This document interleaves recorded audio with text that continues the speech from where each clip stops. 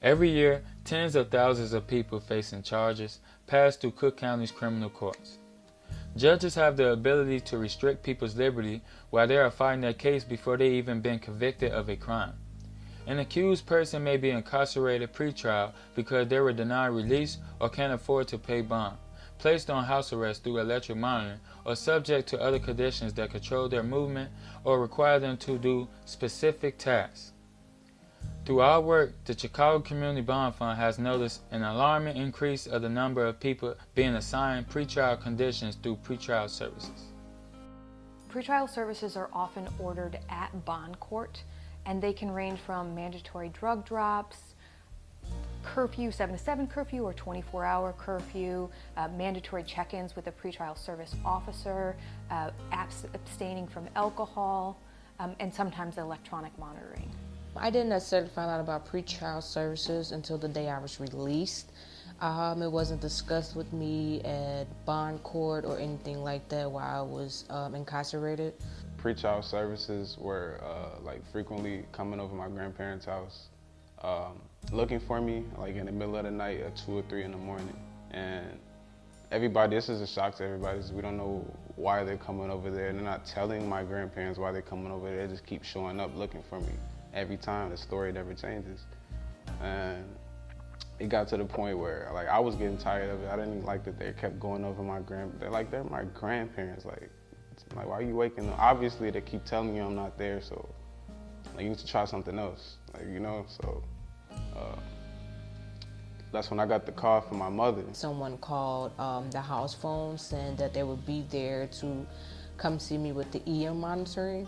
And I was kind of confused because this is my first time being incarcerated. So once they got there, I was like, house arrest, what's the purpose? I get off work and I show up, and the sheriffs like literally come like 20 minutes after I get off work, and they explain to me that I am in violation before they even put the ankle monitor on me. It's like, so you telling me that I already messed up? Are you trying to tell me that I already messed up about something I didn't know about? I didn't receive no paperwork. My own lawyer didn't even know about it. Like, you really telling me that I'm in violation for this? Individuals aren't often given notice of what the conditions are. The conditions are often written on the bond slips that they're given when they're released, but the bond slips are written on carbon paper, and the specifics or the specifications of the conditions or requirements aren't often clear. I wasn't told that I was going to have EM, but they said that they have got it from the judge, which the judge didn't say himself. When you get out, the sheriff's department or the deputies, whoever is releasing you, they don't tell you everything you need to know. Like, all I got out from, this is my first experience being ever in the Cook County, like ever, so I'm new, like this is just fresh water to me. So upon getting out, you go up to this booth and they give you all of your things, your name. I mean, they give you a paper with your, your discharge paper on you, you're free to go. So I thought, okay, I'm out on bond just to stay out of trouble. That's what I thought. Thought wrong. They put like this little black thing, almost like an iPhone watch, almost how it looks. So they put it on your leg, and they use some type of tool, like a plier, to like squeeze it down so it won't be taken off purposely, I guess. And it was just kind of confusing. Like, you have to hold your leg up for them a certain way, and then they put it on you.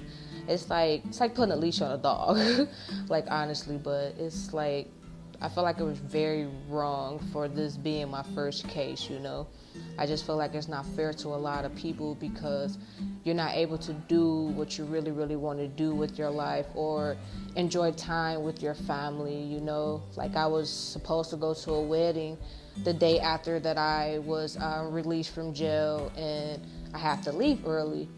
And a lot of people know that most weddings now start in the evening, so you can have dinner with them, and then the family gets to have fun and celebrate. I wasn't able to do none of that because of the electric monitoring. Got home and they put the house arrest bracelet on me. The sheriff told me you only have 100 feet to move. So not only are you confined to your house, you can't really do much. I couldn't even answer the front door half the time. I had to get that extended because I was staying with my grandparents. I have to look after them. I couldn't really do much. I couldn't you just can't. That's the word. When you're on EM, you just can't do anything. And it's like everyone around you doesn't understand. Like they look at you different, you know? It's a bunch of things you want to do, but you just can't. Like, for anyone who hasn't experienced house arrest, is like, if you have kids, you can no longer support your kids. You can no longer take care of any house duties. You can no longer do anything. You're pretty much holding someone hostage. You know, I feel like the EM and the curfew, you're still basically incarcerated. What I've seen as the biggest concern with the conditions of pretrial services on an individual's case as it proceeds through court is it sets up these arbitrary rules that an individual can easily violate. And once those violations or allegations of those violations occur, then all of that information is brought to their trial court judge. So now their trial court judge thinks that they're violating rules that no one actually put into thought or consideration of how these rules will affect their daily life. And ultimately, those minor violations could have a long-term effect on how the judge views the individual, and that could affect the outcome of their case. If I didn't have to deal with pretrial services or EM monitoring, like, I would definitely be at a different point in my life. Like, I was on it for 4 months, and those 4 months, like, I didn't get to spend Christmas with my family. I didn't get to go to my sister's birthday. I didn't get my car that I was finna get. I was literally waiting on one more check before she took my job. I would still have my job at UPS. I would still have my job out in Romeoville. I would still have, my income would be stable right now. I would have been able to do something for the house I was staying in. I couldn't do nothing for no one I was staying with. I'm just bumming around. It's not a good feeling. Like, you have no money coming in. I can't do nothing for no one. That's not a good feeling. It's like my burden being placed on, my problems that I'm going through is being placed on someone else. And I know, like, nobody wants to do that. Nobody wants to place their problems on someone else, but I ain't have no choice, you know? It's not a good feeling. Like, your back's against the wall. Pretrial services should not include pretrial punishment. Many of the conditions that people receive are far more punitive than the conditions that they would receive if they were found guilty and sentenced to probation. People need support while they're fighting their cases, not surveillance.